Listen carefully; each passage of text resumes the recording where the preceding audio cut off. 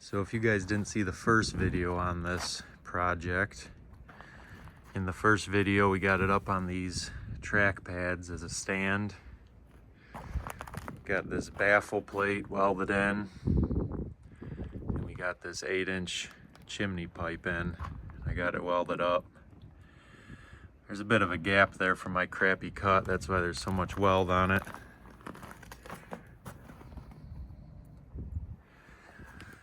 So that's all welded up.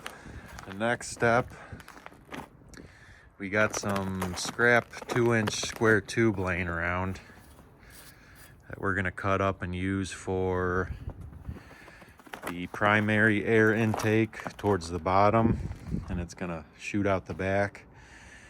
And then the secondary burn and air wash system we're gonna use probably with those tubes. I think first though, I'm gonna get it in my shop. I think most of the hard cutting and grinding's done, so it's gonna be nicer to work on it inside. So I'm gonna do that first. I need to use the tow motor. The tractor is no longer able to lift it. It's got some weight to it. So let's get after it.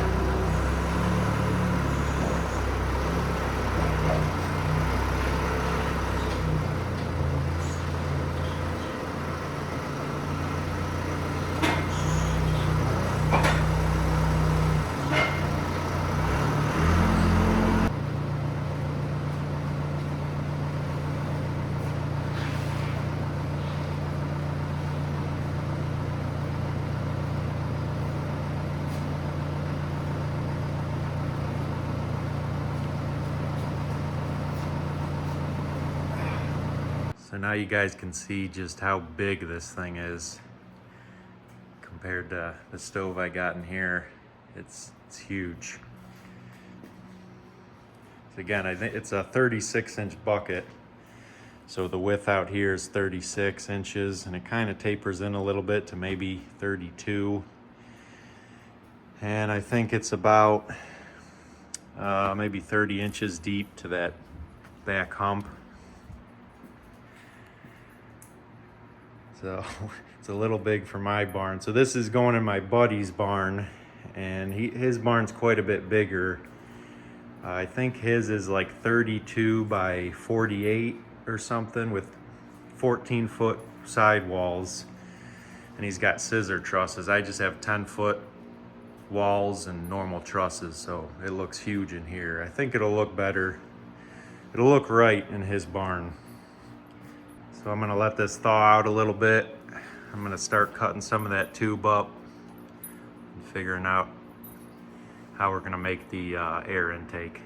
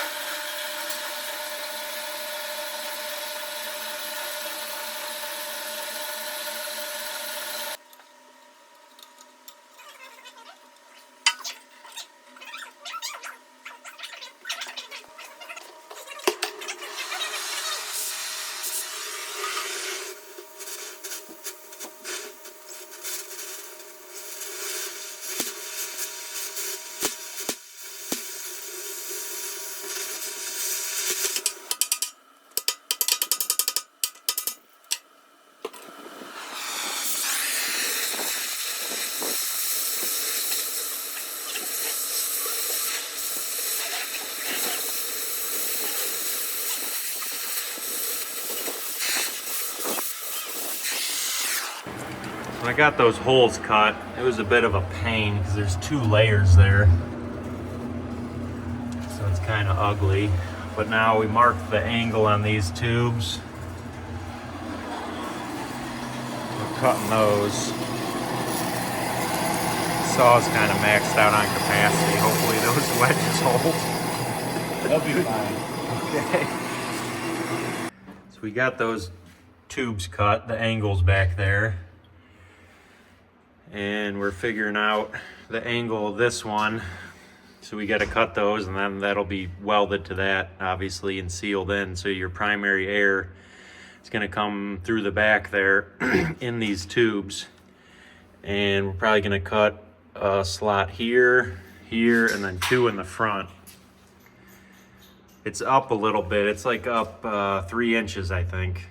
I think we're gonna get like 2-inch thick fire brick for the bottom, and then we wanted a little bit of room there for like ash and stuff, so the air intake isn't fighting that.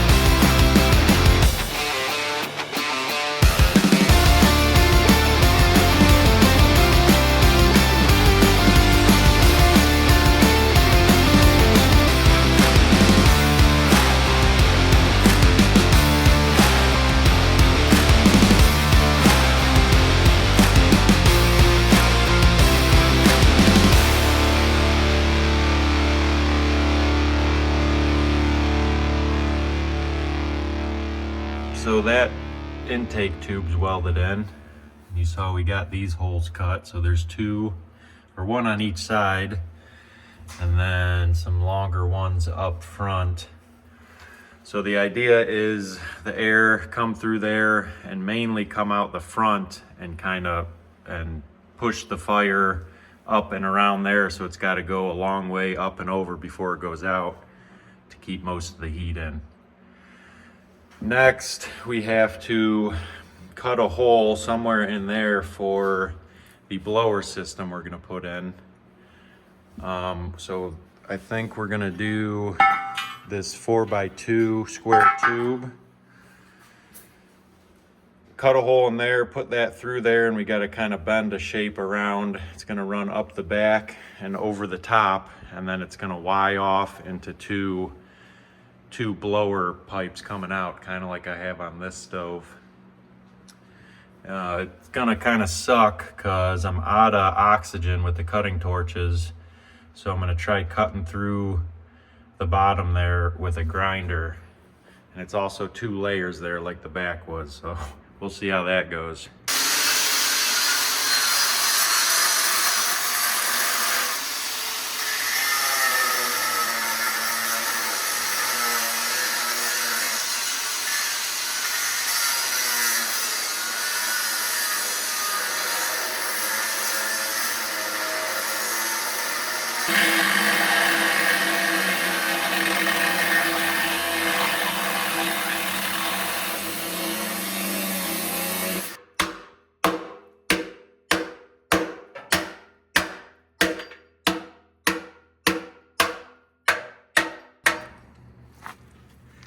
Actually wasn't that bad with a grinder. You can see the 2 layers there.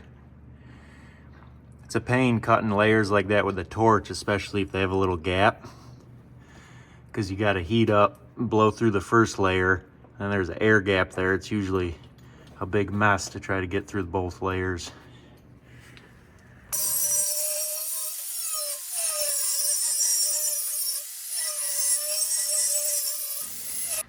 There's probably a better way of doing this, but this is the best hillbilly way I found. I just cut a bunch of slots in it. Then I could bend it around. An accordion type deal. I think I got it close. I use this contour gauge back there. So I'm gonna hold this as tight as I can and tack all those and do that whole thing up and around that curve till I get to the top.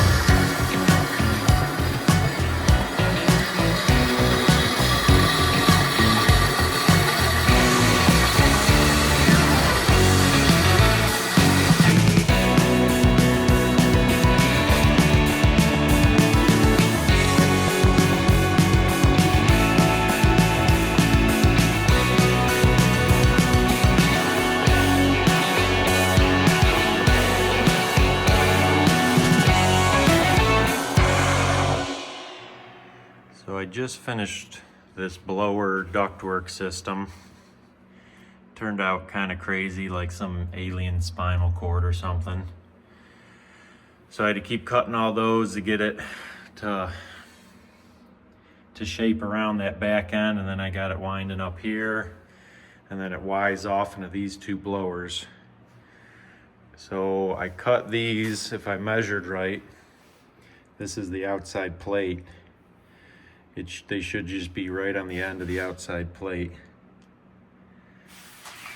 and blowing through to help spread the heat out. And then underneath, We don't have the blower yet, so we're just leaving this long and empty. Figure out how we gotta make a flange on there to mount the blower we're gonna get. We should have enough room under here. It's kind of cool. We left these pads loose, so they're like doors. You can close it up. So we'll figure that out when the blower comes.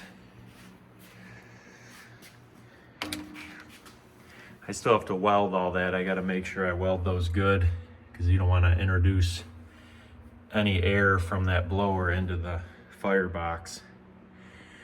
So that's just clamped. I got to take that, weld that all up.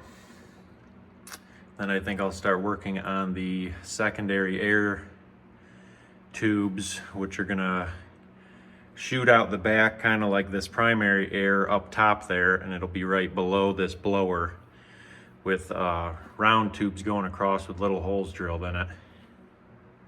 Start working on that. I got these outside tubes cut and marked. We're gonna have 4 burn tubes going across on the top. So I'm gonna use the scrap piece, mark it out, burn holes, and then he's cleaning up the tubes that are gonna be welded to those going across. You gotta drill holes in those too.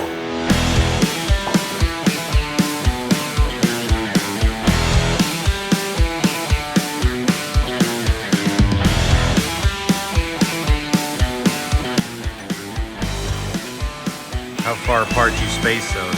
1.5 inches? 1.5 inches, 1/8 inch drill bit. It's our patented design. We're just kind of guessing and going off of some manufactured stokes we've seen. Could be totally wrong, but it should probably work.